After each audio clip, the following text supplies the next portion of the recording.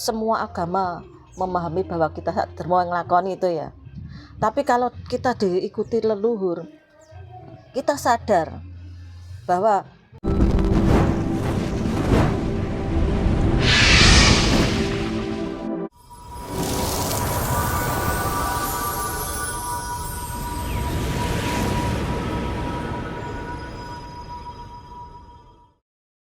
terutama banyak titisan-titisan itu percintaannya buruk.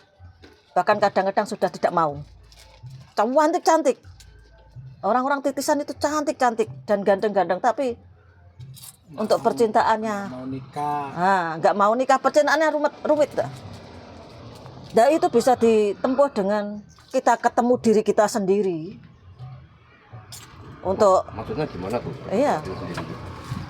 Nah itu kan kita bisa mencari kalau berbagai hal ya, dari berbagai kawaruh atau berbagai kepercayaan. Kalau di Bali kita melukat, kalau kita di sini membersihkan dengan pembersihan tentang semua pembersihan jiwa, atau kita kadang-kadang bisa menganut karma, menganut lelaku itu, tapi kadang kita juga, nah kalau menerima apa yang terjadi, insya Allah cepat kok penempuan karma itu. Kalau di bidang ilmu, kan di sedulur sejati ya, kalau kita bicara di sedulur sejati itu ada tahapan-tahapan itu untuk kunci-kunci itu bisa kunci pertama itu untuk pembersihan diri. Nah itu kan biasanya dari karma-karma itu keluar dari, tapi ya begitu. Kita juga harus menerima keadaan mengosongkan diri itu.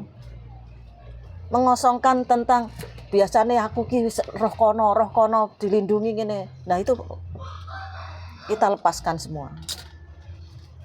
Tapi kadang-kadang juga tidak semudah itu untuk penitisan. Intinya kita harus menerima saja. Karena kalau kita menerima mungkin hati kita lebih tenang, enjoy. Nah itu kita bisa menetralkan energi yang tidak sama dengan diri kita. Sampai berapa lama orang itu menjalani karma leluhur? Sampai kita, bagaimana kita bisa melepas kemeklatan semuanya. Makanya kita kembali ke jiwa-jiwa yang suci itu. Seperti orang-orang muksa, katanya orang-orang yang muksa itu tidak mati. Jasadnya hilang, bukan, tapi sudah muksa, sudah jati dirinya sudah hilang, itu tidak menitis biasanya. Sudah sempurna. Iya, sudah menuju kesampurnan. Kesampurnan yang sejati itulah. Nah, tapi kalau kita masih seneng ya Mas ya, kadang-kadang dititisi itu seneng. Aku loh titisannya seperti ini karena bisa gini seperti itu. Sebetulnya itu tidak. Itu sebetulnya dia bukan dirinya sendiri. Jadilah diri sendiri. Itu untuk pelepasan karma itu. Jadi diri kita sendiri, tidak hanya tahu kesana ya, mungkin dengan banyak pernah aku didatangi seseorang berdharmalah, jadi berbuat baik itu bisa menempuh karma kita, melepas karma memutus karma gitu. Iya, berarti tentang pendharmaan, berdharmalah. Intinya kita tanpa harus mencari guru pembimbing, kita bisa sendiri. Iya, bisa. Soalnya itu, tapi kita dengan kesadaran loh Mas.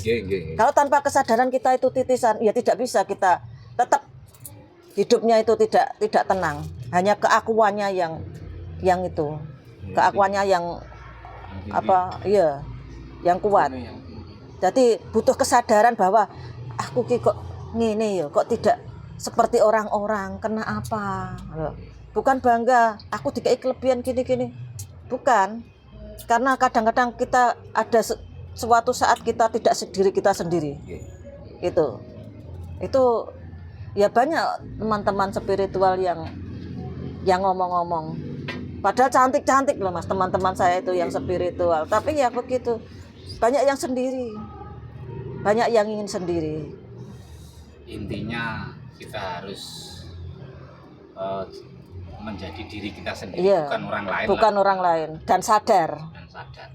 Harus ada kesadaran tentang itu, harus ada kesadaran. caranya untuk menjadi diri kita sendiri itu seperti apa? Ya sadar bahwa kita di samping gini, kita sebagai menjalani sesuatu, dan semua ilmu kan, semua agama memahami bahwa kita mau ngelakoni itu ya. Tapi kalau kita diikuti leluhur, kita sadar bahwa iya saya tidak sendiri. Bagaimana? Ya kita introspeksi diri dan mencari sejatinya diri kita. Kalau kita enjoy oke, kalau tidak kadang ada bertentangan toh. Bertentangan biasanya orang-orang seperti itu, jiwanya itu tidak tenang. Kalau jadi butuh kesadaran tanpa tirakat toh. Gitu. Tanpa tirakat, tanpa berguru itu sesadar-sadarnya bahwa bukan aku. Itu ya seperti ya anak saya pernah itu. Anak saya itu diikuti leluhur, tapi saya sebagai orang tua tidak. Kamu harus jadi dirimu sendiri. Nah begitu. Terus akhirnya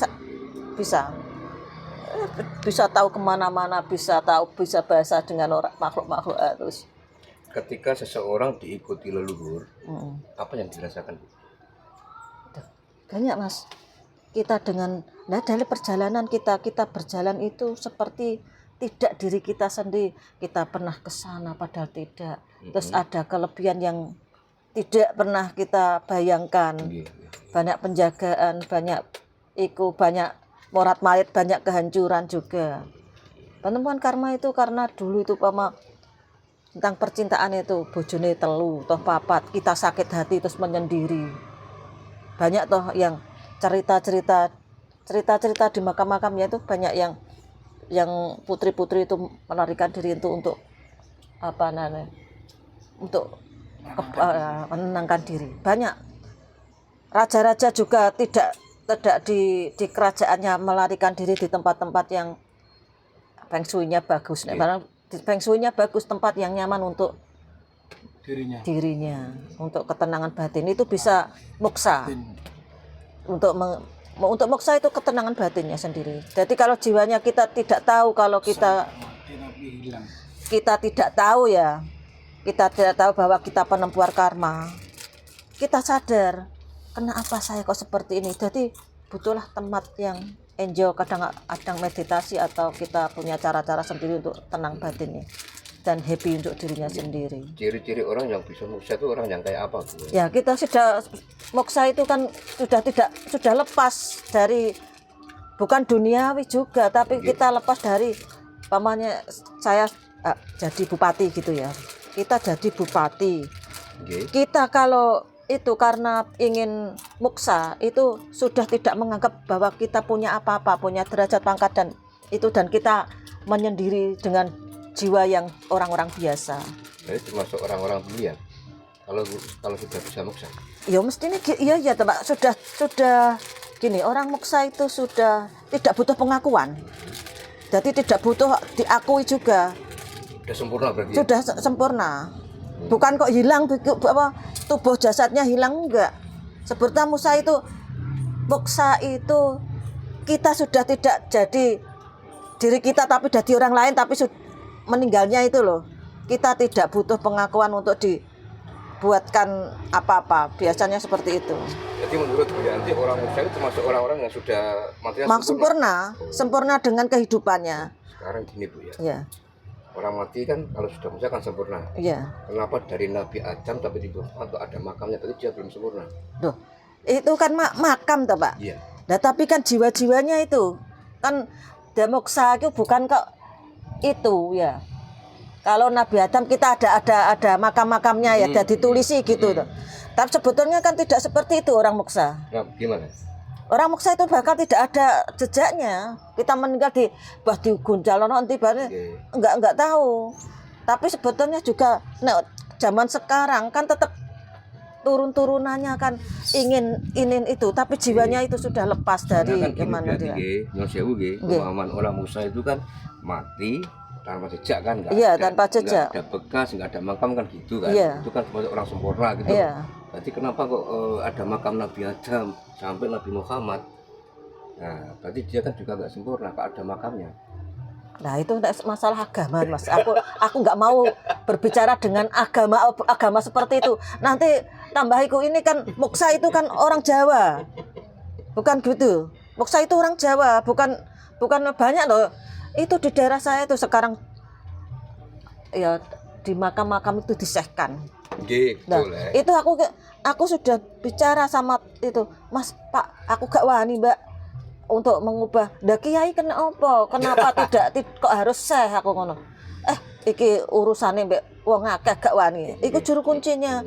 Lho iki orang Jawa kenapa harus diberi nama yang ke Arab-Araban? Betul. Sekarang marak